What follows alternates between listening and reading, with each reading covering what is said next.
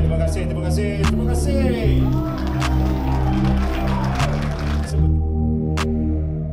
Pertama kali dalam sejarah, dua figura gegasi negara iaitu bekas Perdana Menteri Najib Razak dan Ketua Pembangkang Anwar Ibrahim bertembung di pentas yang sama.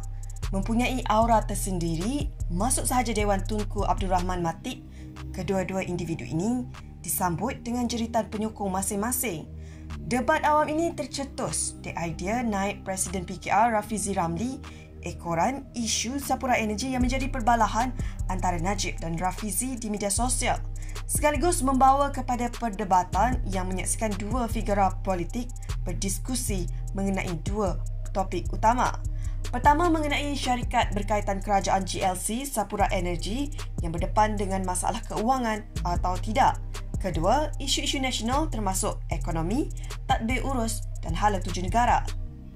Memulakan hujah membincangkan masalah Sapura Energy yang berdepan dengan masalah keuangan atau tidak, Najib mengatakan menyelamatkan syarikat itu turut membantu rakyat.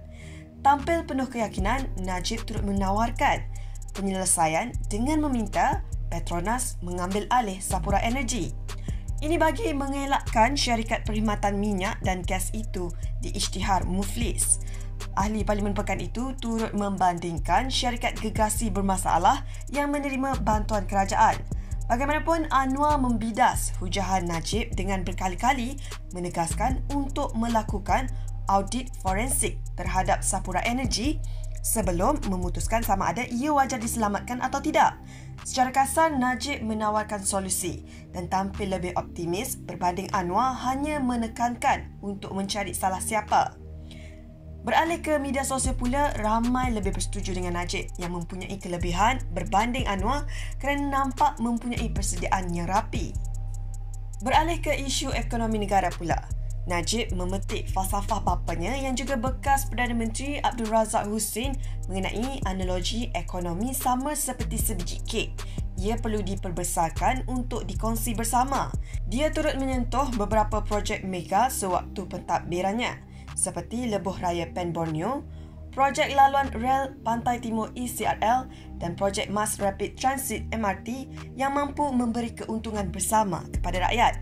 Bagaimanapun, Anwar membalas perumpamaan kek ekonomi oleh Najib dengan berkata, "Kalau kita ada kek, kita jangan makan seorang." Anwar secara sinis berkata kek tersebut tidak sepatutnya dimakan orang atasan, tetapi ia perlu diagih bersama supaya rakyat dapat merasa keuntungannya. Ketika sesi soal-jawab, Najib menjawab soalan dari penonton mengenai Najib sering terpalit dengan cash is king. Najib dengan bersahaja mempertahankan ia lebih baik untuk membantu rakyat yang susah. Di samping itu, Najib merujuk king bermaksud rakyat.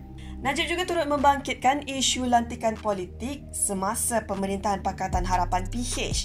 Dia memetik bekas Peguam Negara Tommy Thomas dan bekas Ketua Pesuruhjaya Suruhanjaya Pencegahan Rasuah Malaysia SPRM Latifah Koya.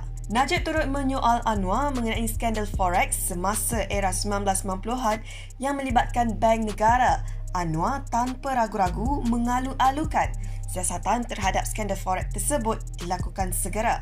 Malah, Anwar turut menegaskan bukan sahaja skandal forex perlu disiasat, malah isu-isu lain yang melibatkan ahli politik lain turut perlu diberikan perhatian.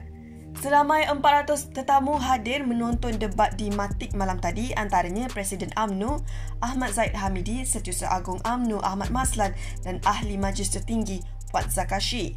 Sebelah pembangkang pula, antara yang hadir adalah Ahli Parlimen Pandan Wan Azizah Wan Ismail, Setiausaha Agung DAP Anthony Loke, Ahli Parlimen Lebah Pantai Fahmi Fazil dan Ahli Parlimen Taiping dan Ahli Parlimen Teluk Intan Nga Komeng.